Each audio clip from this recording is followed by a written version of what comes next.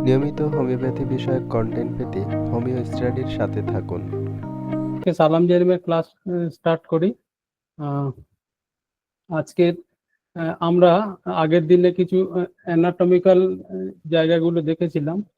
আজকে আমরা একটু রিউমাটোলজিক্যাল সাইন, তার কি কি লক্ষণ সেগুলো, তারপরে তার প্যাথোলজিক্যাল কি কি আমরা দেখতে পারি সেই জায়গাগুলো, আর তারপরে একটা দুটো কেস আমি দেখাবো যেখান থেকে কিভাবে ওষুধগুলো আমরা কাজ করাই জায়গায় সেইগুলো আমরা দেখবো আজকে। তো আজকে প্রথমেই রিউমাটোলজিক্যাল সাইন মানে আমাদের যে রিউমেটয়েড আর্থ্রাইটিস বা এই সমস্ত যে রিউমেটিক ডিজিজে, সেই ডিজিজে কি কি লক্ষণ থাকে, এটা একটা গুরুত্বপূর্ণ বিষয়। যে আমরা এমনি সিমটমস দেখে রোগকে কিভাবে ডায়াগনোসিস করতে পারি বা রোগ সম্পর্কে রোগীকে আমরা ধারণা দিতে পারি যে কোন ধরনের রোগী সে আক্রান্ত। রিউমাটোলজিক্যাল সাইনে সর্বপ্রথম যে থাকে সেটা হচ্ছে সোয়েলিং। যে কোনো জায়গার আমাদের ফুলে যায়, ইনফ্লামেশন হয়ে, সেটা সোয়েলিং এর কয়েকটা টাইপ আছে। নাম্বার ওয়ান হচ্ছে বনি সোয়েলিং। বনি সোয়েলিং কি? বনি সোয়েলিং হলো একটা আমাদের যেগুলো অস্টিওআর্থ্রাইটিসে বা যেখানে নিউবোন ফর্মেশন হয় সেই সমস্ত ডিজিজে দেখা যায় যে আমাদের যে জয়েন্ট গুলো সেইগুলোতে অস্টিওফাইটস বলা হয়, যেটা মেডিকেল টার্ম, অস্টিওফাইটস জমে ওই জায়গায়।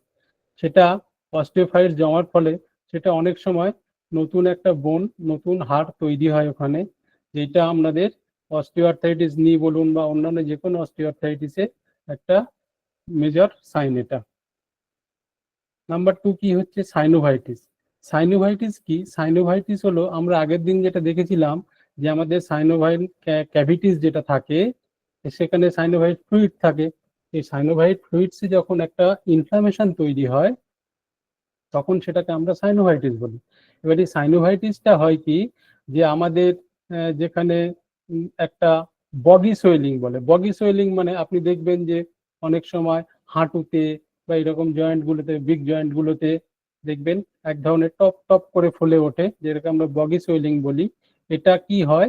এটা সবসময় একটা টেন্ডার থাকে, তার একটা টেন্ডারনেস থাকে সবসময়। এই এই যখন সাইনোভাইটিস আরম্ভ হয় তখন আমরা বিভিন্ন রোগ এর সম্পর্কে দেখতে পাই। কি কি দেখতে পাই? যে আমাদের যখন রিউমেটয়েড আর্থ্রাইটিস হয় বা সোরিয়াটিক আর্থোপ্যাথি, সোরিয়াটিক আর্থোপ্যাথি মানে যেখানে আমরা এসএলই বা এইরকম টাইপের রোগগুলোকে দেখি সেখানে হয়। রেটার্ড সিন্ড্রোম, রেটার্ড সিন্ড্রোম এটা একটা ইনফেক্টিভ আর্থ্রাইটিস। এই ইনফেক্টিভ আর্থ্রাইটিস হলো, ধরুন এই রেটার্ড সিন্ড্রোমে কি হয়, অনেক সময় আমাদের জয়েন্ট ইনফ্লামেশনের সঙ্গে সঙ্গে আয়ের ইনফ্লামেশন হয়, সেখান থেকে ইউরেথ্রাইটিস হতে পারে। এই সমস্ত লক্ষণগুলো রেটার্ড সিন্ড্রোমে আসে। এছাড়া আমাদের ইনফেক্টিভ আর্থ্রাইটিস যেগুলো আছে সেইগুলোতে আমরা সাইনোভাইটিস আমরা দেখতে পাই। 3 নম্বর কি? 3 নম্বর হচ্ছে ইফিউশন। ইফিউশন হলো যখন আমাদের কোনো সাইনোভায়াল ক্যাভিটিতে এক্সেসিভ ফ্লুইড জমে, মানে আমাদের অনেকগুলো জল জমে। অনেক সময় দেখবেন যে পেশেন্ট হাঁটুতে জল বের করে আসে, সার্জনের কাছ থেকে হাঁটুতে ওরা জল বের করে। এইটা কি হয়? ওখানে ইফিউশন তৈরি হয়। এই ইফিউশনের জন্য কি হয়? আমাদের সাইনোভায়াল ক্যাভিটিতে জল জমে, এবং এটা আমাদের রিউমেটয়েড আর্থ্রাইটিসের খুব বড় একটা লক্ষণ। তারপরে আমরা দেখি লোকালাইজ সোয়েলিং। লোকালাইজ সোয়েলিং দেখবেন এটা কি হয়? আমাদের বিভিন্ন স্মল জয়েন্ট, যেমন ধরুন আঙুলের জয়েন্ট বা বিশেষ করে ফিঙ্গার জয়েন্ট বা অন্যান্য জয়েন্ট যেগুলোতে একটা নোটস তৈরি হয়। এই নোটস গুলো কি? নোটস গুলো হয় সাধারণত অনেকটা কারণেই হয় এগুলো। প্রথমে হচ্ছে দেখবেন আমরা একটা মেডিকেল টার্ম বলি হেভারডেন নোটস। হেভারডেন নোটস হলো এটা আমাদের যে ফিঙ্গার জয়েন্ট থাকে, ফিঙ্গারে অস্টিওআর্থ্রাইটিস একটি উপসর্গ। এটা এটা এই নোটস গুলো আমাদের যে ফিঙ্গার জয়েন্ট একদম একদম ডগায়, মানে ফ্রন্ট সাইডে এই ছোট হাড়ের বৃদ্ধি দেখা যায়, ছোট ছোট হাড়ের বৃদ্ধি দেখা যায়। এটাকে কি হয়? ডিস্টাল ইন্টারফারেঞ্জিয়াল জয়েন্ট বলা হয়। এইখানটায় এই এই অস্টিওআর্থ্রাইটিসের এই ডিস্টাল ইন্টারফারেন্স জয়েন্টে এক ধরনের গুটলি বলা হয় বাংলাতে, যদি নোটস বলতে পারেন, যেটা ফুলে ওঠে এবং সেটা অনেকটা শক্ত হয় খুব। এই টাইপের আমরা হেবারডন নোটসে দেখি। হেবারডন নোটস অ্যাকচুয়ালি কিন্তু হাড়ের আমরা বৃদ্ধি বলতে পারি বা হাড়ের ফোলা বলতে পারি হেবারডন নোটস। এটা ম্যাক্সিমাম আমরা দেখি আমাদের ফিঙ্গার জয়েন্টে। আরেকটা হচ্ছে আরেক টাইপের নোটস দেখা যায়, যে নোটসটা হচ্ছে বাউচার নোটস বলা হয়। বাউচার নোটসটা আঙুলের মাঝখানের জয়েন্ট হয় বেশিরভাগ। আমরা যদি একদম সামনের জয়েন্ট গুলোতে হেবারডন নোটস দেখি, তাহলে আমরা মাঝখানের যে জয়েন্ট গুলোতে নডুলার তৈরি হয়, আমরা নডুল বলতে পারি এখানে, বা এই বনি টাইপের গ্রোথ বলতে পারি। এই বাউচার নোটসে কি হয়, এই হাতের আমাদের ফিঙ্গার জয়েন্টের মাঝখানের জয়েন্ট গুলোতে এগুলো বেশি আসে। এবং এই ক্ষেত্রে কি হয়,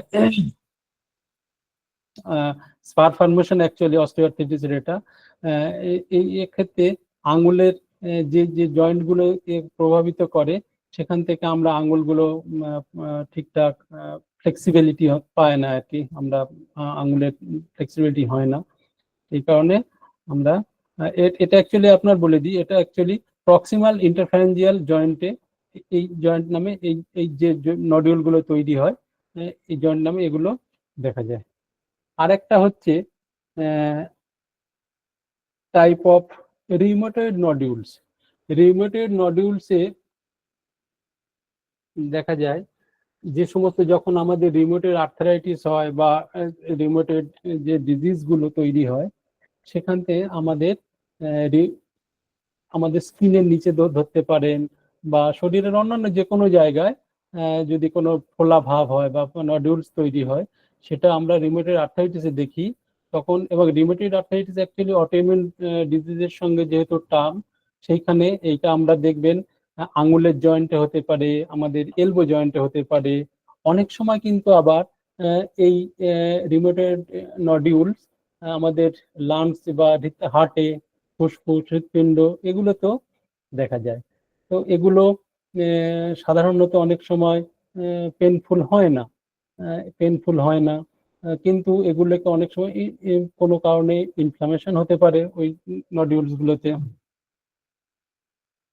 এগুলোর অ্যাকচুয়ালি যদি আপনি দেখেন, বেশিরভাগ কিন্তু আমাদের এলবো জয়েন্টে, আমাদের কনুইয়ের নিচে দেখবেন অনেক সময় অনেক পেশেন্টের ফুলে থাকে কূপটা, সেটা কিন্তু অ্যাকচুয়ালি রিউমেটয়েড নডিউলসের একটা সিমটমস। কিন্তু 4 নম্বর হচ্ছে তারপরেরটা হচ্ছে বনি গ্রোথ। বনি গ্রোথটা আমরা আগে দেখেছি যে বনি সোয়েলিং, অ্যাকচুয়ালি বনি গ্রোথ এই সেম টাইপেরই, যে নিউ ফরমেশন অফ বোন। যদি কোনো জয়েন্টে অস্টিওআর্থ্রাইটিসের ফলে ওখানে কার্টিলেজ গুলো হয়ে আমাদের নতুন বোন ফরমেশন হয়, সেটা কিন্তু এটা একটা রিউমেটোলজিক্যাল লক্ষণের মধ্যে পড়ে। সেকেন্ড আমরা আসতে পারি মাসেল ওয়াস্টিং। মাসেল ওয়াস্টিং কি?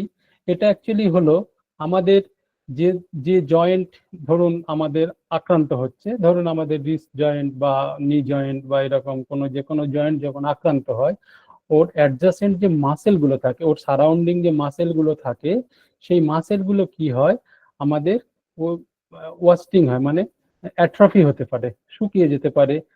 যে কারণে কিন্তু আমাদের রিফ্লেকশন মানে হচ্ছে আমাদের রিফ্লেকশনের সমস্যা হয়। আমরা সব সময় প্রসারিত করতে পারি না বা সংকুচিত করতে পারি না, এইগুলোতে আমাদের মাসেল ওয়াস্টিং হতে পারে। এটা একটা সিমটমস। এবারে আমরা নেক্সট স্লাইড, এটা ডিফর্মিটিস হলো এক ধরনের বিকৃতি বলতে পারেন, যেখানে টাইপ অফ আমরা 3-4 ধরনের ডিফর্মিটিস দেখতে পারি। একটা হচ্ছে ফ্লেক্সন ডিফর্মিটিস বলি আমরা। ফ্লেক্সন ডিফর্মিটিস কি? ফ্লেক্সন ডিফর্মিটিস হলো এটা জয়েন্টের একটা সম্পূর্ণরূপে আমরা যে জয়েন্ট ফ্লেক্সন ডিফর্মিটিস হলো আমরা প্রসারিত, মানে আপনার যে জয়েন্টটা আমরা ঠিকঠাক প্রসারিত করতে পারি না, সোজা করতে পারি না, সেই জায়গাগুলোকে আমরা ফ্লেক্সন ডিফর্মিটিস বলি। এই বলা হয় যেমন হাঁটু, আমাদের এলবো, ফিঙ্গার, এই জয়েন্টগুলো যখন কোনো অস্টিওআর্থ্রাইটিস বা এরকম হয়, তখন কিন্তু আমরা ঠিকঠাক সোজা হয় না, সেই সেই সেই ডিফর্মিটিকে আমরা ফ্লেক্সন ডিফর্মিটি বলতে পারি। এটা কি হয়, এটা মেনলি অ্যাকচুয়ালি এটা বলে দিই আপনাদের, যে এটা আমাদের হাড় যেমন বাড়ে, তার সঙ্গে পেশি এবং যে টিস্যুগুলো বাড়ার কথা, সেইগুলো কিন্তু ঠিকঠাক হয় না। সেই সেই যে ডিফারেন্সিয়েট হয়ে যায়, সেই কারণে কিন্তু অ্যাকচুয়ালি এই ডিফর্মিটিটা তৈরি হয়। এর ফলে এই ডিফর্মিটির ফলে আমাদের নর্মাল লাইফে যে কার্যকলাপগুলো আমাদের দরকার, সেগুলো আমাদের সবসময় ঠিকঠাক করতে পারি না আমরা, কারণ আমরা হাত যদি বা পা যদি না সোজা করতে পারি, তাহলে সেগুলো আমাদের সমস্যা তৈরি করতে পারে। আচ্ছা, 2 নম্বর হচ্ছে instability of joint. Instability of joint, এখানে অ্যাকচুয়ালি এটা হয় যে আমাদের জয়েন্টের যে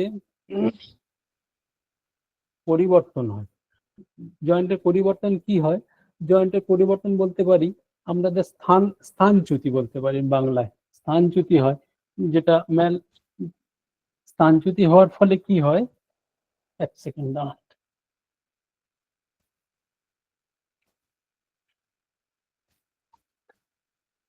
এক মিনিট।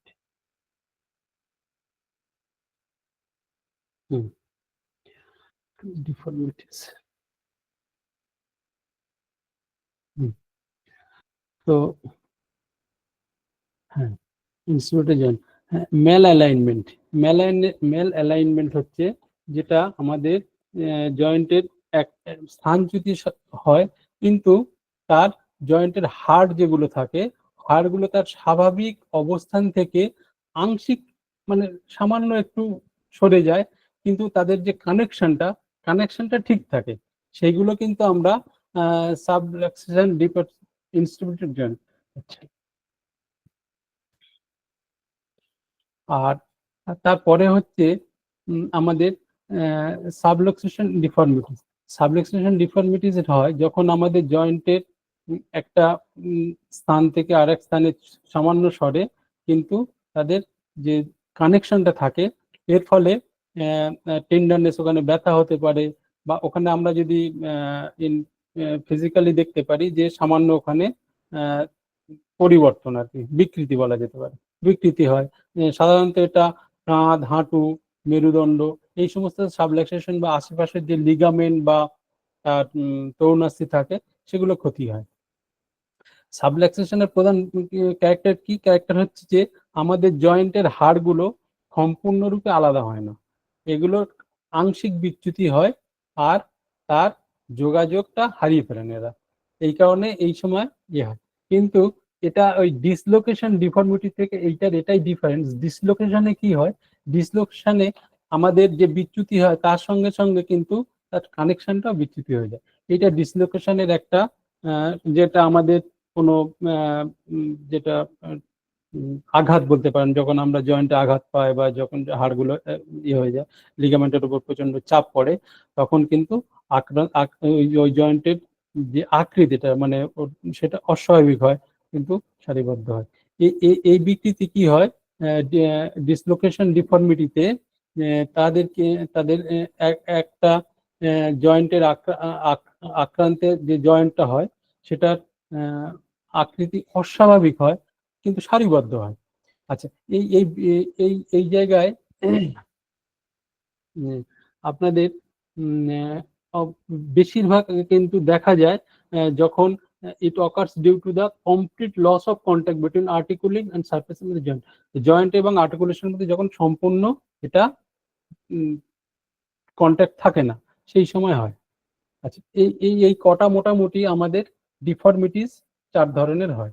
এই ডিফর্মিটিস ছাড়া আর কি লক্ষণ থাকে, ডিফর্মিটিস ছাড়া আর লক্ষণ থাকে হচ্ছে আমাদের ক্রেপিটাস। ক্রেপিটাস হচ্ছে এটা আমাদের সব থেকে ইম্পর্টেন্ট একটা সিমটমস, যেটা আমরা অস্টিওআর্থ্রাইটিস বা এই ডিজেনারেটিভ আর্থ্রাইটিস এর ক্ষেত্রে সব থেকে বড় লক্ষণ কিন্তু ক্রেপিটাস। এটা ক্রেপিটাসের থেকে আমরা কিন্তু একটা পেশেন্টকে ওর ক্রেপিটাসের সিমটমস নিয়ে আমরা বলতে পারি যে সে কতদিন আগে মোটামুটি তার জয়েন্ট ডিজেনারেশন আরম্ভ হয়েছে, বা ওইখানটায় কতদিন আগে ওর হচ্ছে, সেইগুলো আমরা কিছুটা ধারণা করতে পারি। তো ক্রেপিটাসের ক্রেপিটাস অ্যাকচুয়ালি হলো, বলে দিই আপনাদের, ক্রেপিটাস হলো একটা লক্ষণ যেটা কি হয় আমাদের অস্টিওআর্থ্রাইটিসের যে সমস্ত জয়েন্ট আক্রান্ত হয়, ইন্টারভার্টিব্রাল ডিস্ক বা ওই কার্টিলেজ গুলো আক্রান্ত হয়ে যায়, তখন কি হয় একটা সাউন্ড ওখানে আরম্ভ হয়, যেটা আমরা নর্মাল মেডিকেল টার্মে ক্র্যাকিং সাউন্ডও বলি, অনেক সময় হাঁটুতে ক্র্যাকিং সাউন্ড হয়, ক্র্যাকিং সাউন্ডও বলা হয়। তো এই ক্র্যাকিং সাউন্ড বা এই ক্রেপিটাস এর সাহায্যে আমরা নির্ধারণ করি যে কোন স্টেজে আছে বা কতদিন থেকে ওটা আরম্ভ হয়েছে, সেগুলো আমরা এখান থেকে বলতে পারি ক্রেপিটাসের সাহায্যে। ক্রেপিটাস সাধারণত মোটামুটি আমরা তিনটে টাইপ ধরতে পারি, একটা হচ্ছে soft fine crepitus, quartz crepitus আর গ্রস গ্লিন্ডিং ক্রেপিটাস। আচ্ছা, সফট ফাইন ক্রেপিটাস হলো এটা একটা রিউমেটয়েড আর্থ্রাইটিসের একটা বড় ফিচার, সফট ফাইন ক্রেপিটাস। যখন এটা আমাদের আর্টিকুলেশন নো লঙ্গার স্মুথ কাটে, এটা যখন আমাদের দেখা যায় যে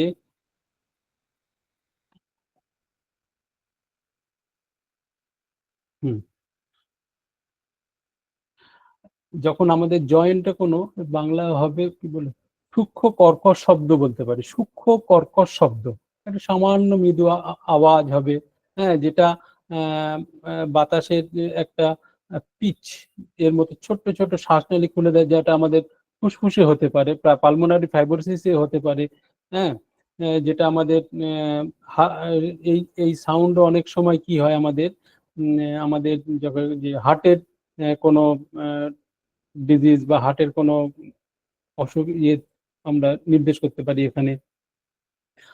জয়েন্ট গুলোতে অ্যাকচুয়ালি যে আমাদের যে কার্টিলেজ গুলো আছে, হ্যাঁ, সেইগুলোকে মোটামুটি একটা যে মনে হচ্ছে যে আমার যেন ছোট হয়ে যাচ্ছে, একটা কুঁচকে যাওয়ার একটা অনুভূতি তৈরি হয়, এবং সেইখানটায় ছোট ছোট কার্টিলেজ গুলোর ক্ষয় বা দানাদার একটা দানা টাইপের আমি বলতে পারি যে টিস্যু গঠন করে এটা।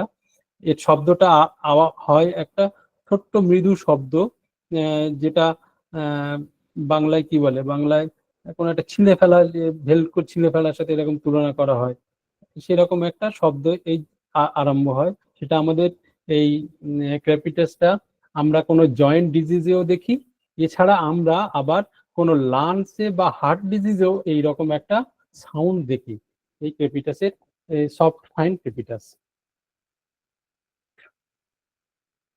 যদি সফট হ্যান্ড ক্রেপিটাস কোনো সময় পেনফুল হতে পারে, আরো অন্যান্য সিমটমসের থাকে সাথে যদি এটা থাকে, তো তখন আমরা কিন্তু যদি লাংসে বা হার্টেও হয়, তখন আমরা কিন্তু স্টেথোর সাহায্যে কিন্তু ওটাও দেখতে পারি। আর জয়েন্টে হলে তখন তো আমরা এক্স রে বা এই সমস্ত প্যাথোলজি ছাড়া ওটা বোঝা যায় না সহজে। আচ্ছা,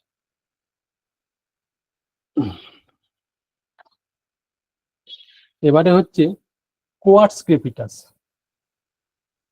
কোয়ার্টস ক্রেপিটাস এটা এই যে কোয়ার্টস ক্রেপিটাসটা হয়, এটা অ্যাকচুয়ালি যে আমাদের ডিজেনারেটিভ আর্থারাইটিস, যেটা ডিজেনারেশন যেখানে ক্ষয়ে যাচ্ছে আর্থারাইটিস, সেই জায়গায় আরম্ভ হয়, এবং এর শব্দটা সাধারণত হয় খটখট শব্দ, কটকট আওয়াজ।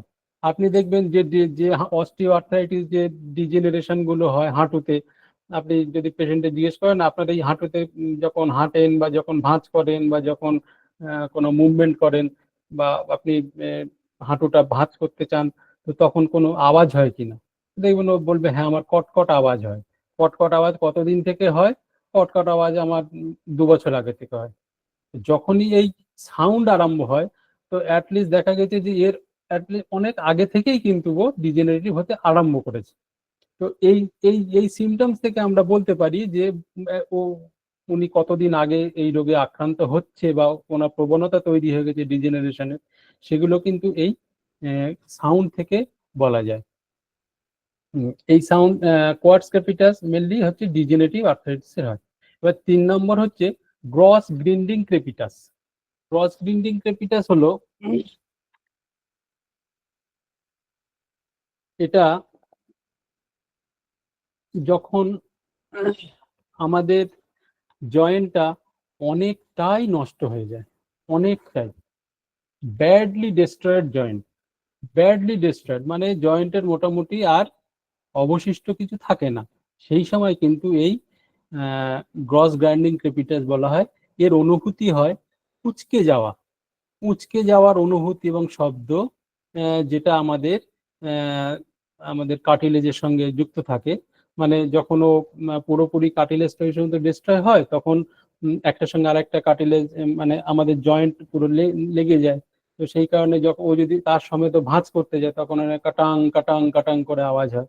তো এই আওয়াজ মোটামুটি অস্টিওআর্থ্রাইটিসের একদম এন্ড স্টেজ বা এইরকম আওয়াজ। তখনও কিন্তু অ্যাকচুয়ালি ভাঁজও করতে পারে না ঠিকঠাক, তখন প্রচন্ড পেনফুল হতে পারে এবং ওর মনে হচ্ছে যে এই জয়েন্ট আমার ফেটে যাবে বা পিষে ফেলা হবে।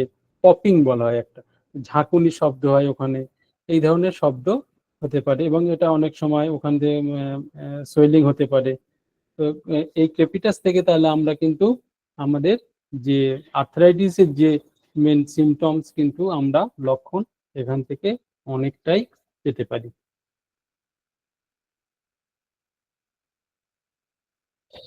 লাস্ট লাস্ট নয়, এর পরের সিমটমস হচ্ছে মুভমেন্ট। মুভমেন্টে কি হয়? মুভমেন্ট হচ্ছে আমরা জয়েন্টের মুভমেন্ট থেকে অনেকটাই লক্ষণ নিতে পারি। মুভমেন্ট থেকে একটা পেশেন্ট তার জয়েন্ট কতটা মুভমেন্ট করছে, এখান থেকে আমরা তার ডিজিজের যে প্রোগ্রেস কতটা হয়ে গেছে বা এই ডিজিজে কতটা আমাদের ট্রিটমেন্ট কতটা রেসপন্স করবে, সেটা কিন্তু মুভমেন্ট থেকে অনেকটাই অনেকটাই বোঝা যায়। এই দুটো জিনিস।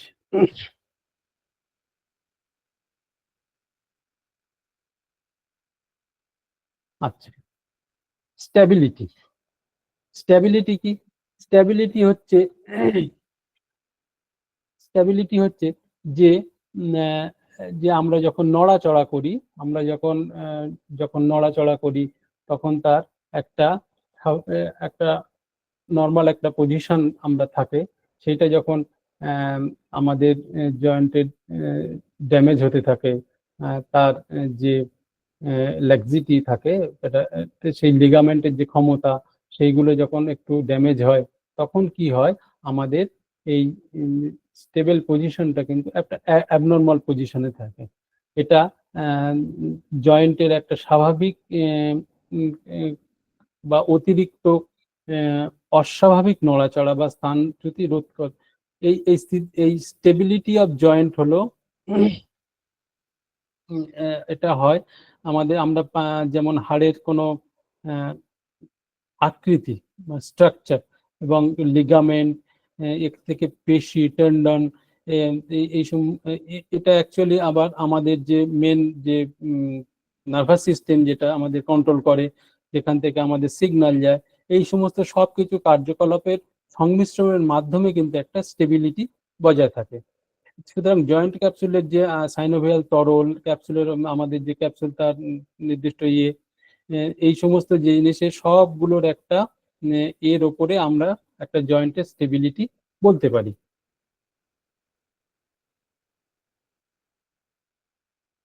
নেক্সট আমরা যাব টেন্ডারনেস। টেন্ডারনেস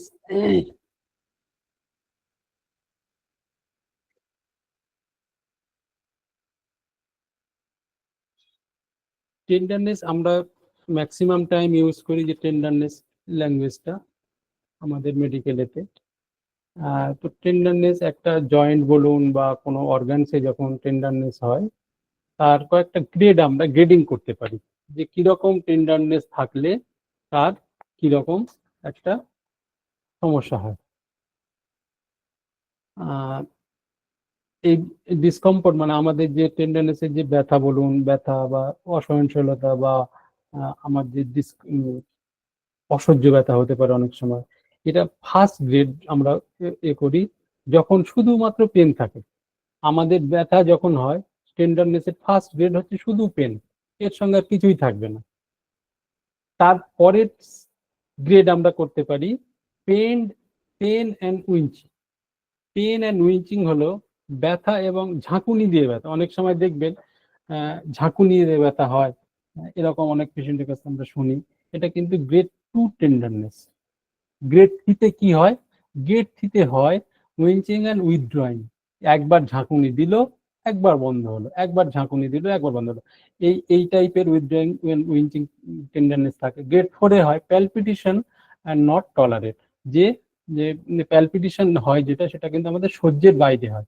আমরা ধরপট করা, সেটা যে কোনো জায়গায় টেন্ডার, আমাদের হার্টের টেন্ডারনেস হতে পারে, যে কোনো টেন্ডারনেস হতে পারে, সেটা আমরা কিন্তু সহ্য করতে পারি না। সেই এই টাইপের এগুলো আমরা টেন্ডারনেসেই আসতে পারি। 4 ধরনের এটা গ্রেডিং করা হয়, এখান থেকে আমরা টেন্ডারনেস কতটা ব্যথা কতটা কি সেটা আমরা বলতে পারি। এর পরবর্তী লক্ষণ কি? পরবর্তী লক্ষণ হলো রেডনেস। এটা কিন্তু একটা খুবই ইম্পর্টেন্ট একটা সিমটমস রিউমেটয়েড ডিজিজের। রেডনেস, রেডনেস হচ্ছে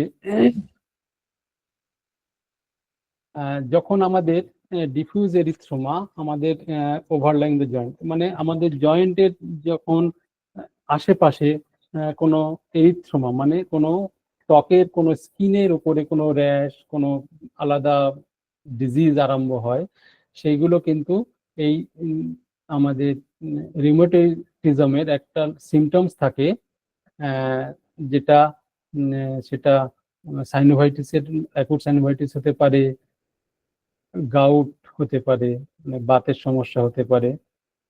তো এই জায়গায় একটা দুটো আমাদের ইয়ে আছে রেডনেসের উপরে, যে আমরা এই রেডনেসের উপরে যে ডিপোজিট হয় আমাদের জয়েন্টে, যেটা ক্রিস্টাল ডিপোজিট, সেটার ক্ষেত্রে আমরা দু ধরনের আমরা ডিপোজিট পাই। আর এইটা আমরা গাউট অ্যান্ড সিউডো গাউট যেটা আছে, দুটোকে আমরা কিন্তু পরবর্তী আমাদের এতে আছে স্লাইডগুলোতে গাউট সিউডো গাউটের ডিফারেন্সিয়েশন, যেটা যে বাত এবং এই সিউডো গাউটের যে ডিফারেন্স, যে একটা জয়েন্টে আমার কি ধরনের ক্রিস্টাল থাকে, টাইপ অফ ক্রিস্টাল। গাউটে নর্মালি থাকে ইউরেটিক টাইপ, অ্যান্ড যখন আমাদের সিউডো গাউট হয় সেখানে কিন্তু ক্যালসিয়াম টাইপের আমাদের ক্রিস্টাল থাকে। এই ক্রিস্টাল কিন্তু বলে দিই আপনাদের, এখানে এখানে আমাদের যে কিডনি স্টোন হয়, কিডনি স্টোনের ক্ষেত্রে কিন্তু এটা একটা ভীষণ ইম্পর্টেন্ট কিন্তু এই ক্রিস্টাল। ক্রিস্টাল কারণ কিডনি স্টোনে দেখবেন যখন আমাদের ক্যালসিয়াম টাইপের স্টোন হয়, সেগুলো কিন্তু ভীষণ শক্ত হয়, সেগুলো ভাঙতে অনেক সময় লাগে। তো সেগুলোতে আমরা নর্মালি ওটা ইয়ের পরবর্তী ইয়ে আছে অ্যাবজর্পশন, ওটা বায়োপসি করে জানতে হয় বা ওটার কালচার করা হয় জয়েন্টের করে, তবে ওই টাইপ অফ ক্রিস্টাল জানা যায়। তো যখন কিডনি স্টোনের অপারেশন হয় বা ইয়ে হয়, তখন কিন্তু আমরা ওখান থেকে ওই টাইপ অফ, সেটা ক্যালসিয়াম অক্সালেট বা ইউরেটিক স্টোন, এইগুলো কিন্তু আমরা ওখান থেকে ডিফারেন্সিয়েট করতে পারবো। সেই সেই অনুযায়ী তার ট্রিটমেন্টও আমরা দিতে পারবো, কারণ ক্যালসিয়াম স্টোন যখন হয় সেটা কিন্তু শক্ত হয়, সেটা সহজে ভাঙতে চায় না, তার জন্য কিছু ডিফেন্স মেডিসিনের দরকার হতে পারে। তো এক্ষেত্রে আমরা ক্রিস্টাল ডিপোজিটের ক্ষেত্রে গাউট এবং সিউডো গাউট এই দুটোর ডিফারেন্সিয়েট করতে পারবো, তার কি ধরনের ক্রিস্টাল ওখানে জমা হয়, এবং এটা রেডনেস হচ্ছে আমাদের একটা সিমটমস এর। আচ্ছা, নেক্সট হচ্ছে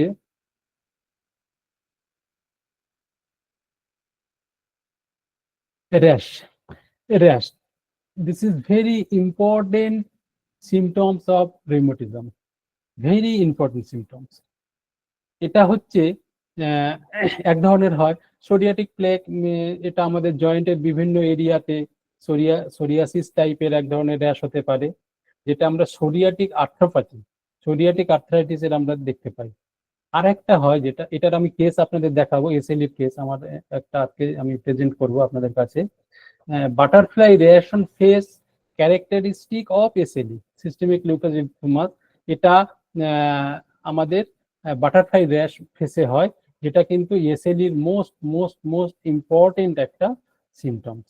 এইটা আমাদের আমরা রুগী দেখেই সেটা সন্দেহ করতে পারি, যে আমি যদি মুখে বাটারফ্লাই র্যাশ দেখলাম, তাহলে আমি সন্দেহ করব যে এসএলইতে আক্রান্ত হতে পারে বা হয়েছে বা হতে যাচ্ছে। তখন আমরা সেই রকম প্যাথোলজি গুলো আমরা দিতে পারবো তাকে, এই টেস্ট গুলো তুমি করাও, তাহলে এগুলো ধরা পড়বে। 3 নম্বর হচ্ছে এরিথ্রোমা মার্জিনেটাম। এরিথ্রোমা মার্জিনেটাম এটা ত্বকের একটা, স্কিনের একটা স্টেট, যা এক ধরনের গোলাপি বা রেড গোলাপি বা এরকম গোল গোল টাইপের একটা আমাদের স্পট হয়, যেটা আমরা এরিথ্রোমা মার্জিনেটাম, এটা আর্থ্রাইটিসের একটা সিমটমস। নেক্সট হচ্ছে, আচ্ছা এই কটা গেল মোটামুটি আমাদের আর্থ্রাইটিক আমরা কি ধরনের প্রাইমারি দেখে, চোখে দেখে বা ইয়ে করে আমরা জানতে পারবো। এবারে আর্থ্রাইটিস আমরা কিভাবে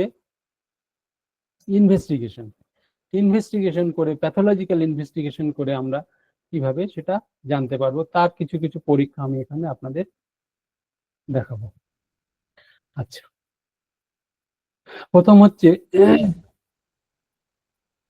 যে ইনভেস্টিগেশন আমরা কেন মোটামুটি করতে থাকবো, তার একটা যে আমরা ইনভেস্টিগেশন করলে যে একটা আমরা যে ডায়াগনোসিস করতে পারবো যে রোগটা কি, এই রোগটা পেশেন্টকে আমরা জানাতে পারবো, এবং ইনভেস্টিগেশন করলে আমরা পারবো কি যে আমাদের ক্রনিক্যালি কোনো রোগ হবে, সে আর্থ্রাইটিস বলুন বা যে কোনো রোগ বলুন, তার মনিটর করতে পারবো, সেটা আপ ডাউন হচ্ছে, সেটা বাড়ছে কমছে, আমরা সিমটমসে সবসময় বুঝতে পারি না, কিন্তু আমরা প্যাথোলজিতে গেলে সেটা আমরা বুঝতে পারবো, এবং আমরা তার ডিটেক্ট করতে পারবো যে এবং তার যে ট্রিটমেন্ট যেটা হবে সেটার সঙ্গে আমরা তাকে ভালো করে দেখতে পারবো। আচ্ছা, এবারে ডিজিজ অ্যাক্টিভিটি মার্কারস, টু টাইপ আমি হচ্ছে ডিজিজ অ্যাক্টিভিটি মার্কারস অ্যাকচুয়ালি দু ধরনের আমাদের থাকে, একটা হচ্ছে ইএসআর, একটা হচ্ছে সিআরপি। ইএসআর আমরা এটা সিবিসিতে টোটাল কাউন্ট অফ ব্লাড থেকে আমরা এটা ইএসআর পাই। তো ইএসআর আমরা সেডিমেন্টাল রেট এর মোটামুটি আমাদের মেল পেশেন্টদের ফার্স্ট আওয়ারে 15 mm পর্যন্ত নর্মাল থাকে, তার উপরে হলে ওটা আমরা বাড়া বলি। ফিমেলদের ক্ষেত্রে 20 mm পর্যন্ত ফার্স্ট আওয়ারে থাকে, তারপরে গেলে আমরা ওটা বাড়া বলি। এটা কি করে, আমাদের এই ইএসআর রেটটা আমাদের সাহায্য করে কি, যে এই জায়গায় কতটা ইনফ্লামেশন হয়েছে, একটা টিস্যু বলুন, একটা কোনো সেল বলুন, সেই জায়গায় আমাদের ইনফ্লামেশন জায়গাটা কতটা, সেটা আমরা ইএসআর থেকেই জানতে পারি। 2 নম্বর হচ্ছে CRP, C reactive protein. Actually এই সি রিঅ্যাক্টিভ প্রোটিন এটা স্ট্রেপ্টোককাস নিউমোনি ব্যাকটেরিয়ার একটা পলিস্যাকারাইড সেলের উপরে এটা বাইন্ড করে। এটা আমাদের যে কোনো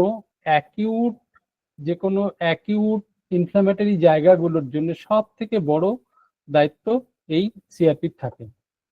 সিআরপি যখন আমাদের কোনো রিউমেটয়েড আর্থ্রাইটিস বা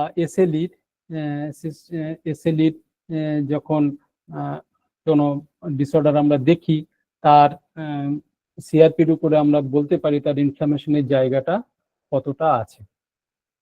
আচ্ছা, আর একটা হচ্ছে এই সিআরপির উপরে বলা যায় যে যে ইনফ্লামেশনটা হচ্ছে বা ইনফেকশন যেটা হচ্ছে সেটা অ্যাকচুয়ালি কি, সেটা ব্যাকটেরিয়াল না ভাইরাল হতে পারে।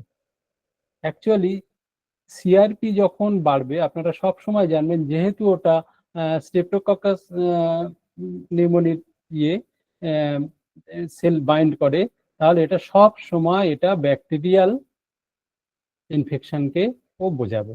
ও যখনই বাড়া মানে বুঝবেন কোনো ব্যাকটেরিয়াল ইনফ্লামেশন আমাদের বডিতে হচ্ছে। এটা হচ্ছে সিআরপি আর ইএসআর গেল। এবার হচ্ছে আমাদের কিছু কিছু অটো অ্যান্টিবডিজ আছে যেখান থেকে আমরা মার্কার হিসাবে আমরা রিউমেটয়েড ডিজিজে যেতে পারি। সর্বপ্রথম কি আসছে, সর্বপ্রথম হচ্ছে রিউমেটয়েড ফ্যাক্টর, যেটা আমরা আরএ ফ্যাক্টর বলি। রিউমেটয়েড ফ্যাক্টর বা আরএ ফ্যাক্টর আমরা শর্টে বলতে পারি। রিউমেটয়েড ফ্যাক্টর হচ্ছে এটা খুব ইম্পর্টেন্ট আমাদের একটা মার্কার, যেটার সাহায্যে আমরা রিউমেটয়েড আর্থ্রাইটিসের আমরা ডিটেক্ট করতে পারি। তো এটা আমাদের কি হয়, যখন রিউমেটয়েড আর্থ্রাইটিস ওর মিনিমাম একটা ভ্যালু থাকে, সেই জায়গার উপরে যখন যায় তখন আমরা রিউমেটয়েড আর্থ্রাইটিস ডিটেক্ট করি। এবং কিন্তু এর একটা লিমিটেশন আছে রিউমেটয়েড ফ্যাক্টরাইটিস। এর লিমিটেশন কি? লিমিটেশন হলো অনেক সময় এটা ফলস পজিটিভ হয়, অনেক সময় এটা ফলস পজিটিভ হয়। ফলস পজিটিভ হয় কখন? যখন SLE, infective hepatitis, leprosy, leukaemia, multiple myeloma, এই সমস্ত ডিজিজের ক্ষেত্রে দেখা গেছে যে এটা অনেক সময় ফলস, মানে এটা পজিটিভ ফলস হয়ে যায়। কিন্তু ওর তখন আমাদের কি হয়, এসএলই বা এই সমস্ত লিউকোসাইড দেখতে গেলে তখন অন্য মার্কারগুলোর উপর যেতে হয়। 2 নম্বর কি? 2 নম্বর হচ্ছে LE. LE means lupus erythematosus. Lupus erythematosus হলো এটা main primary tool for diagnosis of SLE. এটা আমাদের এসএলইতে এলি যে সেলটা থাকে এটা স্ট্রংলি থাকে। It monitors the progress and treatment of SLE. এটা আমাদের এসএলই ট্রিটমেন্টের কতটা প্রোগ্রেস, কতটা তার গতিবিধি, সেইগুলো মনিটর করতে আমাদের সাহায্য করে। অনেক সময় অনেক ড্রাগস, কিছু ড্রাগস আছে যেগুলো আমাদের এই টেস্টের ক্ষেত্রে পজিটিভ ফলস দেখায়। সাম ডিজিজ থাকে যেগুলো, বিশেষ করে হেপাটাইটিস আর সিরোসিস, এই সময় ক্ষেত্রে কিন্তু এলি টেস্ট আমাদের পজিটিভ দেখাতে পারে। তাহলে এলি টেস্ট আমাদের কোন অন্যান্য সময়ও, যেমন বিশেষ করে লিভার ডিজিজ, হেপাটাইটিস অ্যান্ড সিরোসিসের ক্ষেত্রে সেটা আমাদের অনেক সময় পজিটিভ, ফলস পজিটিভ থাকে আর কি। 3 নম্বর হচ্ছে ANA, anti nuclear antibodies. ANA কি হয়? এএনএ তে এটা মেন মার্কার অফ এসএলই। আমাদের সিস্টেমিক লিউপাস এর জন্য এর সব থেকে বড় মার্কার হচ্ছে এএনএ। এএনএ তে আমাদের এটা অ্যাকচুয়ালি আপনার ইমিউনোগ্লোবিউলিন, এটা আমাদের যে ডিএনএ কম্পোনেন্ট লিউকোসাইটস থাকে সেটার ক্ষেত্রে কিন্তু এই রেসপন্স থাকে। এটা এটার টেস্টের ভ্যালু হচ্ছে যে এটা আমাদের বিশেষ করে সিস্টেমিক লিউকোসাইট এরিথ্রোমাসের এর মনিটরিং এ এটা আমাদের ভীষণ ভীষণ ভীষণ সাহায্য করে। এটা আমরা দেখেছি যে কোনো সময় ফলস নেগেটিভ টেস্ট হয় যদি কোনো টিস্যু ড্যামেজ থাকে। টিস্যু ড্যামেজের ক্ষেত্রে তখন কিন্তু এটা নেগেটিভ ফলস হয়। এবারে যখনই আমরা এই জায়গায় বলে দিই, যখনই আমরা কোনো পেশেন্টের এএনএ পজিটিভ পেলাম তখন কিন্তু নেক্সট আমি আরো কনফার্ম হওয়ার জন্য পরবর্তী টেস্ট যেটা, এটা হচ্ছে অ্যান্টি ডিএসডিএনএ বলা হয়, এইটা কিন্তু করাতে হয়। অ্যান্টি ডিএসডিএনএ করলে ওটাকে যদি পজিটিভ থাকে তখন আরো কনফার্মেশন চলে আসে, এটা আরো স্ট্রং টেস্ট যে এসএলইর। অ্যাকচুয়ালি অ্যান্টি ডিএসডিএনএ এটা আপনাদের যখন ডবল স্ট্যান্ডার্ড ডিএনএ, এটা যখন আমাদের পজিটিভ থাকবে তার সঙ্গে এএনএ পজিটিভ থাকবে, তাহলে জানবেন যে পেশেন্টের এসএলইর পজিশন কিন্তু একদম ভালো নয়, অনেকটাই বাড়া। অনেক সময় ক্ষেত্রে দেখা যায় যে ANA positive but dsDNA negative, anti dsDNA negative, তখন কিন্তু অবশ্যই এসএলই, কিন্তু সেটা অতটা মানে খুব স্ট্রং নাও। এবারে আমাদের আরেকটা টেস্ট যেটা আমরা সবসময় দেখি, অ্যান্টি স্টেরোলাইসিন টেস্ট, এএসও টাইটার বলা হয়। এএসও তে এটা রিউমেটিক ফিভার, যখন আমাদের দেখবেন যে রিউমেটোলজিস্ট, রিউমেটোলজি মানে রিউমেটিক ডিজিজে পেশেন্টগুলো জ্বর থাকে সব সময়, এটা রিউমেটিক ফিভার বলা হয়। তো রিউমেটিক ফিভারে এএসও টাইটার দেখবেন সব সময় একটা বেড়ে থাকে। নেক্সট হচ্ছে HLA-B27। HLA-B27 এটা অ্যান্টিজেন, এটা আমাদের মেনলি অ্যাঙ্কোলাইজড স্পন্ডিলাইটিসের ক্ষেত্রে সব থেকে একটাই মার্কার এটা, যেটা সাহায্যে আমরা অ্যাঙ্কোলার স্পন্ডিলাইটিস ডিটেক্ট করি। এবং এক্ষেত্রে শুধু অ্যাঙ্কোলার স্পন্ডিলাইটিস নয়, এর সঙ্গে আমাদের রেটার সিনড্রোম থাকে, তারপর সোরিয়াটিক আর্থ্রাইটিস থাকে। তো এরকম কয়েকটা ডিজিজের ক্ষেত্রে আমরা কিন্তু এই মার্কারটা নিতে পারি। এটা অটো অ্যান্টিবডিজের এই টেস্টগুলো আমরা তাহলে দেখতে পারবো। এইগুলো আমাদের খেয়াল রাখতে হবে যে রিউমাটোলজি কেসগুলো আসলে আমরা তাদের এই সমস্ত টেস্ট, এর সঙ্গে এখন বর্তমানে আমরা অ্যান্টিসিসিপি এটাও টেস্ট করাই, সেখান থেকে আমরা মেনলি ওটা রিউমেটয়েড আর্থ্রাইটিসের খুবই বড় মার্কার, ওটা থেকে আমরা দেখতে পারি। নেক্সট হচ্ছে uric acid. Uric acid actually হলো এটা আমাদের যে পিউরিন মেটাবলিজম হয়, এটা একটা অনেকটা বড় প্রসেস একটা আমাদের বডিতে হয়। তার এন্ড প্রোডাক্ট হচ্ছে ইউরিক অ্যাসিড। তার সব থেকে যে শেষের প্রোডাক্টটা তৈরি হয় সেটা হচ্ছে মেটাবলিজম হয়, সেটা হচ্ছে ইউরিক অ্যাসিড। এবং এই ইউরিক অ্যাসিড আমাদের গাউট মানে বাতের জন্য কিন্তু একটা বড় মার্কার। ইউরিক অ্যাসিডের নর্মাল রেঞ্জ 5 to 7 এরকম থাকে, ওটা আবার অনেক সময় 5 to 7 ভ্যালু যায় না, কিন্তু তার আগেও দেখা গেছে আমাদের যে বডির কিছু উপসর্গ দেখা দিতে। তো এই জায়গায় একটা আছে যে কিছু ড্রাগ আমাদের ইউরিক অ্যাসিড ইনক্রিজ করে, সেটা হচ্ছে থিয়াজাইড ডায়ুরেটিক্স। এই গ্রুপের যে ওষুধগুলো যেগুলো আমাদের হাই ব্লাড প্রেশারে ব্যবহার করা হয়, সেইগুলো কিন্তু আমাদের অনেক সময় এটা ইউরিক অ্যাসিড বাড়ার জন্য একটা জায়গা। ওই কারণে এই জায়গায় একটু খেয়াল রাখতে হবে যে যখন ইউরিক অ্যাসিড অত্যধিক বাড়ে তারা এই সমস্ত কোনো মেডিসিন তারা নেয় কিনা, সেটা একটা কিন্তু কারণ থাকে। আচ্ছা, এবারে ইউরিক অ্যাসিড আরো কিছু থাকে যে আমাদের এক্সেসিভ স্ট্রেস, আমাদের অত্যধিক চিন্তা দুশ্চিন্তা এই সমস্ত বিভিন্ন স্ট্রেসের কারণে। তারপর অনেক সময় দেখা গেছে অত্যধিক ফাস্টিং থাকলে সেগুলো আমাদের কিন্তু ইউরিক অ্যাসিড বাড়ার একটা কারণ হয়ে থাকে। এবারে আমরা কি কি রেডিওগ্রাফি করতে পারি। নাম্বার ওয়ান, আমাদের মোস্ট যেটা ইম্পর্টেন্ট এবং প্রাইমারি আমাদের, সেটা আমরা জানি, আমরা এক্স রে করাই।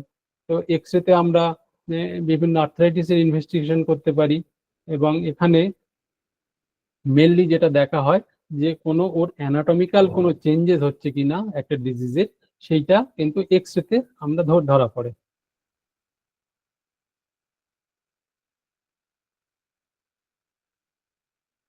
সাইনোভিয়াল ফ্লুইড অ্যানালিসিস আমাদের সাইনোভিয়াল ফ্লুইড অ্যানালিসিস আমরা অনেক সময় করতে হয়।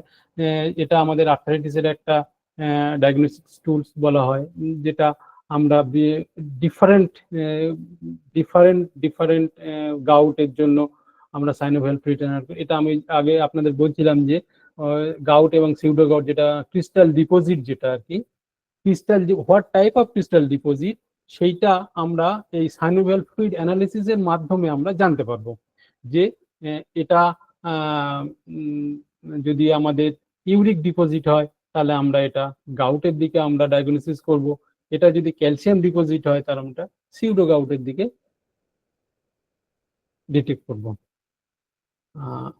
আর সাইনোভিয়াল ফ্লুইড অ্যানালিসিসের মাধ্যমে আমাদের জয়েন্টের ভিতরে যে ইফিউশন, যেটা সাইনোভিয়াল ফ্লুইডের ওখানে আরো বিভিন্ন ইনফ্লামেশন, আরো বিভিন্ন সেইগুলো আমরা সাইনোভিয়াল ফ্লুইড অ্যানালিসিসের মাধ্যমে আমরা বুঝতে পারবো। নেক্সট হচ্ছে সাইনোভিয়াল বায়োপসি। অনেক সময় কি হয়, আমাদের কিছু ব্যাকটেরিয়া বা কিছু আনকমন কিছু প্যাথোজেন্স, যেগুলো আমাদের ইনফ্ল্যামেটরি আর্থ্রাইটিস বলুন বা ইনফেকশাস আর্থ্রাইটিস, এইসব ক্ষেত্রে আমাদের ডিটেক্ট করতে পারি না। তখন কি হয়, আমরা সাইনোভিয়াল বায়োপসির পরামর্শ নিই, যে ওখান থেকে একটা নিডলের সাহায্যে সাইনোভিয়াল ফ্লুইড নিয়ে ওটাকে বায়োপসি করা। এই বায়োপসির সাহায্যে আমরা কি হয়, আমরা এখানে রিউমেটয়েড আর্থ্রাইটিস, ইনফ্ল্যামেটরি আর্থ্রাইটিস, সেটা কোনো ইনফেকশন কিনা, কোনো কিনা সেইগুলো কিন্তু আমরা এই সাইনোভিয়াল বায়োপসির সাহায্যে আমরা জেনে নিতে পারবো। নেক্সট হচ্ছে MRI, magnetic resonance imaging. MRI কি হয়? এমআরআই আমরা যে জয়েন্টে আমাদের ইনজুরি থাকে, এই সারাউন্ডিং ইনজুরির সারাউন্ডিং যে কার্টিলেজ বলুন, লিগামেন্ট বলুন, মাসেল বলুন, বা আরো অন্যান্য সফট টিস্যু যেগুলো আছে সেইগুলোকে আমরা ডিটেক্ট করি এমআরআই এর সাহায্যে। এটাকে কি হয়, এটা আমাদের ডিস্ক হার্নিয়েশন বা স্পাইনাল কর্ডের যে কম্প্রেশন হয়, যে ডিস্ক যেটা হার্নিয়েট হয়ে বেরিয়ে যায় পিছনের দিকে বা সামনের দিকে বা পুরোটাই বেরিয়ে আসে অনেক সময়, যেটা আমাদের প্যারাপ্লেজিয়া হয়, তো সেখানে আমরা এমআরআই এর সাহায্যে আমরা ওটা জানতে পারবো।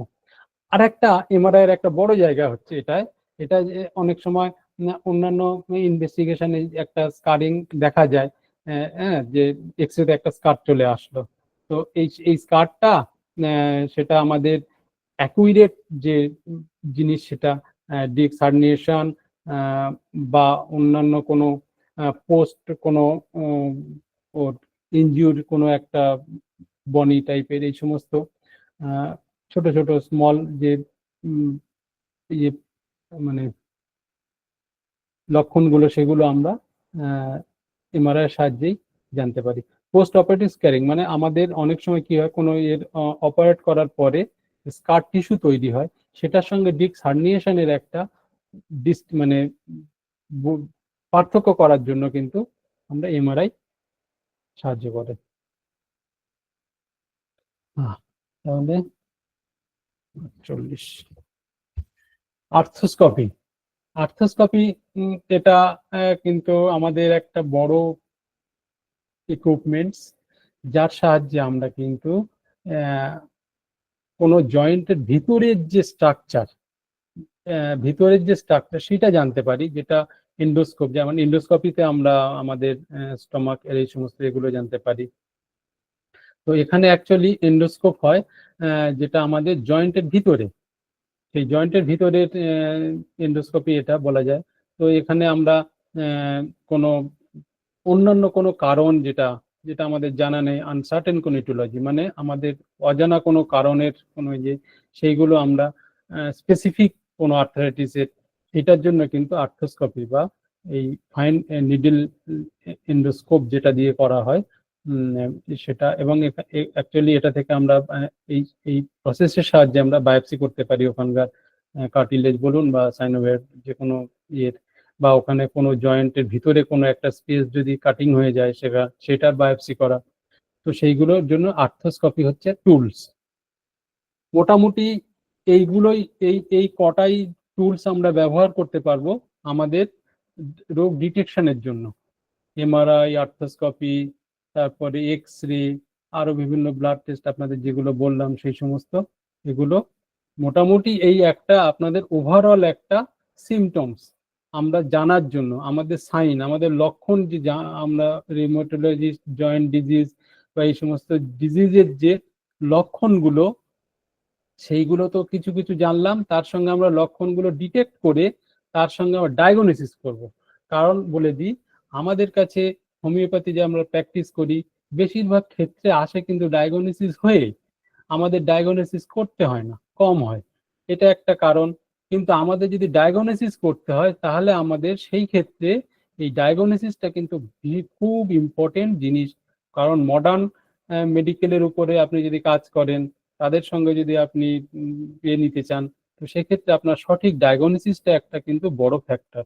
পেশেন্টের কাছে বলুন বা অন্যান্য জায়গায় যে ডাক্তারদের কাছে বা অন্যান্য এদের কাছে, কিন্তু এটা একটা কিন্তু খুব ইম্পর্টেন্ট জিনিস, আমি রোগটা ডায়াগনোসিস করতে পারছি কিনা। হ্যাঁ, তোমার বাবা রিউমেটয়েড আর্থ্রাইটিস হয়েছে, তুমি আর তোমার অস্টিও আর্থ্রাইটিস হয়েছে, তোমার এই ডিস্কটা এখানে ডিস্ক হার্নিয়েশন হয়ে তোমার ডিস্কটা নষ্ট হয়ে যাচ্ছে, তোমাকে সে ওষুধ দিতে পারি, অপারেশন করতে পারি, সেটা পরের ব্যাপার। কিন্তু তাকে জানানো, রুগীকে জানানো, এই জায়গায় কি হয়, এই জায়গায় কিন্তু ডাক্তারের সঙ্গে রুগীর একটা ভালো সম্পর্ক, রুগীর বিশ্বাস, ডাক্তারের প্রতি ভরসা, অনেক কটাই জড়িয়ে থাকে আমরা যদি সঠিক রোগ তাকে ডায়াগনোসিস করে দিতে পারি।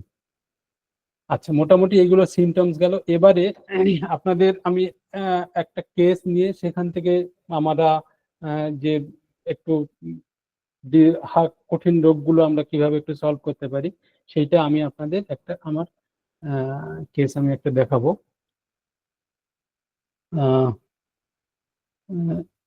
কেসটা খুব ইম্পর্টেন্ট ছিল আমার কাছে, কারণ এই কেসটা এসছিল বলে দিই। পেশেন্টের নাম হাসনেহার বিবি, ফিমেল। উনি 40 ইয়ার্স ওল্ড। ওনার আমার কাছে এসেছিল 16/7/25, রিসেন্ট এটা। উনি এসছিলেন, ওনার কমপ্লেন ছিল fever last 6 month continue. Last 6 মাস ধরে ওনার জ্বর কন্টিনিউ, লাস্ট 6 মাস জ্বর কন্টিনিউ। উনি বিভিন্ন টাইপের আমাদের কনভেনশনাল ট্রিটমেন্ট যেগুলো আছে এখানে, আমাদের রেপুটেড ডাক্তার, এমডি ডাক্তার, ওনাদের কাছে অনেক দিন। লাস্ট উনি একটা হোমিওপ্যাথি ডাক্তারের কাছেও গিয়েছিলেন। তো সেই সমস্ত ওনারা ওনাদের মতো চিকিৎসা, প্যাথোলজি সব কিছুই দেখেছেন, বাট পেশেন্ট নট রিলিফ। তো আমার কাছে এসেছিল যে ওনার কমপ্লেন ছিল লাস্ট 6 মাস ধরে ওনার জ্বর চলছে, কন্টিনিউ জ্বর। জ্বরের টাইপটা কি? জ্বরের টাইপ ছিল ইন্টারমিটেন্ট অ্যান্ড পিরিয়ডিক্যাল, মানে জ্বরটা সব সময় থাকতো না, 24 ঘন্টা জ্বর নেই। জ্বরটা আসতো ধরুন দুপুর 12টায়, বিকাল 5টা 6টা 10টা রাত এরকম থাকতো, আবার ছেড়ে চলে যেত। এটা আমরা ইন্টারমিটেন্ট এবং পিরিয়ডিক্যাল। শেষের দিকে দেখা যাচ্ছিল, আমি যখন হিস্ট্রি নিই, ওনার পিরিয়ডিক্যালও ছিল, মানে সঠিক টাইমেই জ্বরটা আসতো। ফার্স্ট ট্রিটমেন্ট উনি করেছিলেন conventional treatment and homeopathic also. আচ্ছা, ওনার যে প্যাথোলজি আগেকার যে ছিল, সেটাতে ওনার হেমানজিওমা ছিল একটা লিভারে, ওনার গ্যাস্ট্রাইটিসের সমস্যা ছিল, জয়েন্ট পেন ছিল, কিডনি স্টোন ছিল, এগুলো আগে ছিল। আমার কাছে উনি যখন আসে আমি ওনার কিছু সাজেস্ট করি যে আপনি এইগুলো করুন। উনি করেছিল সবাই, অ্যান্টিসিসিপি এগুলো সবাই করে এসেছিল আগে থেকে। আমি ওনাকে শুধুমাত্র ব্লাড এনে আর টোটাল সেরোলজি, সেরোলজির মধ্যে মানে হেপাটাইটিস, এইচআইভি, এই সমস্ত জায়গাগুলো ওনার দেখেছিলাম। লেফটি ছিল সিবিসি, অ্যান্টিসিসিপি আর এ ফ্যাক্টর। এই কটা ওনার আমি বললাম আপনি এটা করে নিয়ে তারপরে আসুন। তো উনি আমার কাছে 16/7 এসেছিল, ওনার রিপোর্ট এসেছিল 21/7। ওখানে ছিল এএনএ ওনার পজিটিভ। এএনএ পজিটিভ ওনার ভ্যালু ছিল 2.95। এএনএ রেঞ্জ হচ্ছে 0.9 থেকে 1.1।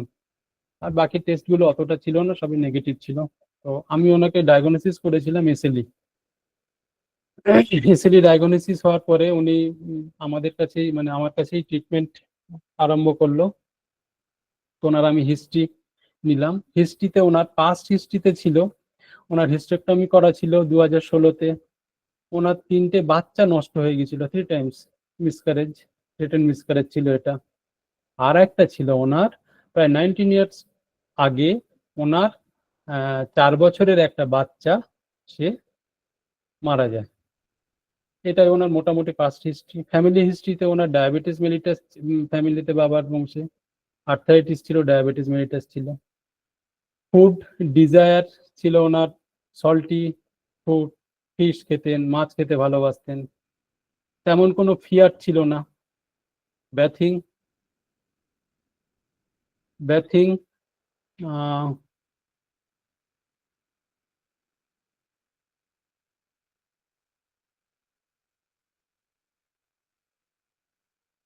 ব্যাথিং রেগুলার করতেন। ওনার থার্মাল রিয়াকশন ছিল হট, একটু গরম কাতর পেশেন্ট ছিলেন। জলের পিপাসা তেমন ছিল না। দাঁড়ান, পার্সপিরেশন, পার্সপিরেশন ছিল ওনার স্ক্যান্টি, স্ক্যান্টি পার্সপিরেশন। এটা মোটামুটি একটা ওনার জেনারেল হিস্ট্রি ছিল। তারপরে ওনার মেন্টাল, ওনার মেন্টালের জায়গাটা খুব দারুণ ছিল। মেন্টাল জেনারেল ছিল ওনার 19 ইয়ার্স এগো চাইল্ড ডেথ। আচ্ছা, ওনার 5-6 বছর আগে ওনার বাবা ওনার মাকে ছেড়ে একটা সেকেন্ড ম্যারেজ করলো। মানে অ্যাকচুয়ালি ওনার তখন নাতি পুতি এইরকম হয়ে গেছে, সেই লোক গিয়ে সেকেন্ড ম্যারেজ করছে। আর ইমোশন সাপ্রেসড, উনি কখনো ওনার এই সমস্ত দুঃখ কষ্ট বা এই সমস্ত জায়গাগুলো ওনার কাউকে শেয়ার করতেন, ওনার বোন ওনার কাউকে শেয়ার করতে চাইতেন না, চাপা স্বভাবের ছিলেন। হাই সিম্প্যাথি ফর আদার্স, এটা উনি অন্যান্য মানুষের প্রতি ভীষণ ভীষণ দয়া ছিল। নেভার কমপ্লেন ফর ওন, উনি নিজের জন্য কারোর কাছে কমপ্লেন করতেন না, নিজের জন্য অন্য কারোর কাছে কমপ্লেন করা আমার এই সমস্যা ওই সমস্যা সেগুলো কিছুই করতেন না উনি। ফিয়ার অফ ক্যান্সার, ওনার এই যে রোগগুলো হতো, ওনার 6 মাস ধরে জ্বর হচ্ছে, সারছে না, কমছে না, আমার ভেতরে কোনো ক্যান্সার হয়নি তো, ক্যান্সারের ওনার ভীষণ ভয়। ওনার বোনদেরকে বলতো যে আমার হ্যাঁ আমার ক্যান্সার হয়নি তো, বা অ্যাংজাইটি অ্যাবাউট ডিজিজ, ওনার এই বিভিন্ন রোগ সম্পর্কে একটা ভীষণ অ্যাংজাইটি কাজ করতো। এইটা মোটামুটি ওনার একটা ইয়ে লক্ষণ।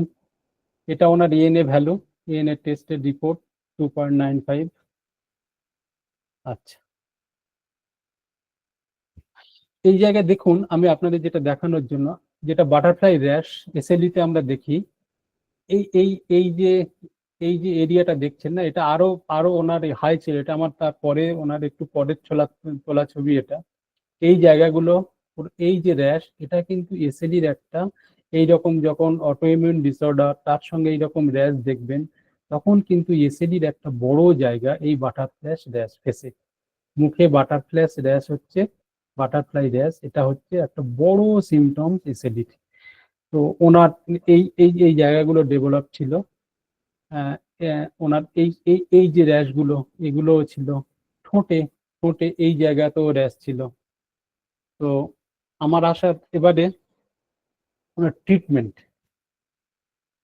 অ্যাকচুয়ালি কেসটা কিন্তু খুবই চ্যালেঞ্জিং ছিল, কারণ একটা একটা একটা 6 মাস ধরে সে জ্বর, মানে সেই জায়গায় রোগীটা নেওয়াও একটা খুব মানে সেই রিস্কের বিষয়, কারণ আমাদের সবসময় তো থাকে না, তো আমরা এই রিস্কেই নেওয়া খুব সমস্যা হয়ে দাঁড়ায় অনেক সময়। তো ওনার ট্রিটমেন্ট আরম্ভ হলো 24/7/25-এ।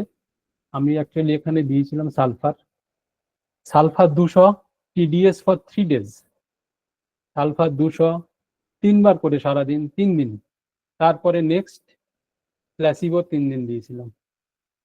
নেক্সট ভিজিট উনি এসেছিলেন 2/8/2025। কি পরিবর্তন দেখুন, যে ওনার আগে যে জ্বরটা 103 থেকে 104 পর্যন্ত থাকতো, সেই জ্বরটা চলে আসলো 99 অ্যারাউন্ড, ওই রকম থাকতো, কিন্তু টাইম মোটামুটি সেই রকম টাইমেই আসতে লাগলো, কিন্তু ডিউরেশনটাও কমলো। আগে যেটা 10 ঘন্টা 12 ঘন্টা পর্যন্ত থাকতো জ্বর, সেটা কিন্তু 1 থেকে 3 ঘন্টা মধ্যে জ্বরটা আবার ছেড়ে চলে যাচ্ছে। এই জায়গায় তারপরে নেক্সট আসলো, নেক্সট ভিজিটে এসেছিল 2/8-এ। 2/8 আমি ওর যেহেতু মেন্টালি জায়গা, আমি আপনাদের এই দুটো ওষুধ দেওয়ার জায়গাটা আমি বলবো, যেহেতু ওনার মেন্টালি যে স্পেয়ার ছিল, মেন্টালি স্পেয়ার থেকে একমাত্র কার্সিনোসিন আমার চয়েসে লেগেছিল, আমি কার্সিনোসিন 200 ডোজ দিয়েছিলাম। 200 ডোজ দেওয়ার পরে তারপরে 7 দিন প্লাসিবো। নেক্সট ভিজিট ও এসেছিল 13/8-এ। 13/8-এ কিন্তু পেশেন্টের নেভার ওর ফিভার আসেনি 5 দিন থেকে, এবং পেশেন্টের ঘুম সুন্দর, উইকনেসটা আছে। স্টিল পেশেন্ট ট্রিটমেন্টে আন্ডারে আছে, এবং ওর এখন চলে ওর সালফার 0/5 পোটেন্সিতে কন্টিনিউ 2বার করে, এটা রেগুলার চলে, পেশেন্ট মোটামুটি কন্ট্রোল। এই জায়গায় আপনাদের বলি, সালফারের সব থেকে বড় জায়গা হচ্ছে পিরিয়ডিক্যাল। দেখবেন পিরিয়ডিক্যাল, এটা আমি আপনাদের আমি ইয়েও করেছিলাম, এটা রেপার্টরিজেশনও করেছিলাম, ওখানে সালফার ফার্স্ট গ্রেড ছিল আমার।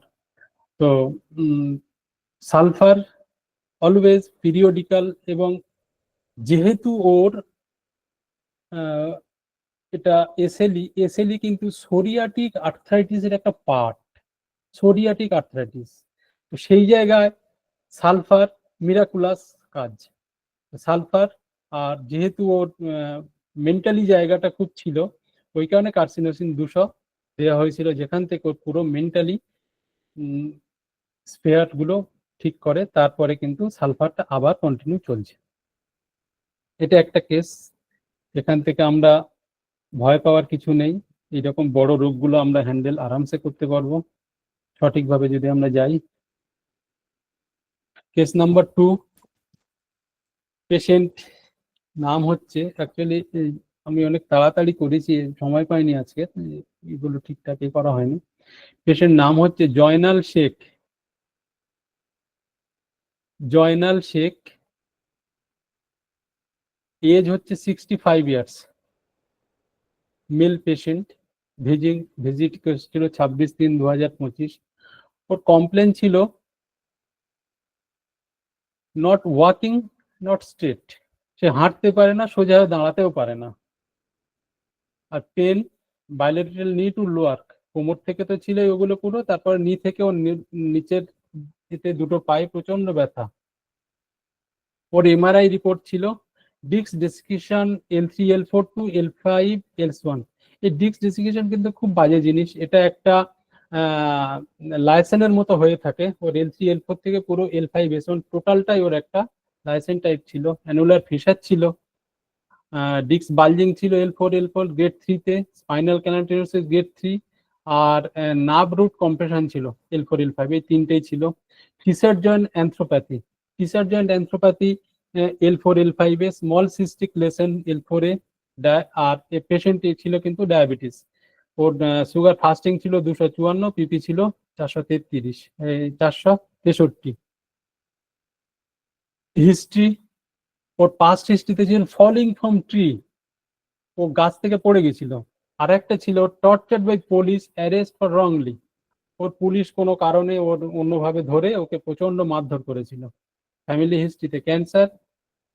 ওর food desire, salty meat, aversion sweet. এই জায়গা কিন্তু খুব একটা ইম্পর্টেন্ট, ওর ফুড ক্যারেক্টারটা।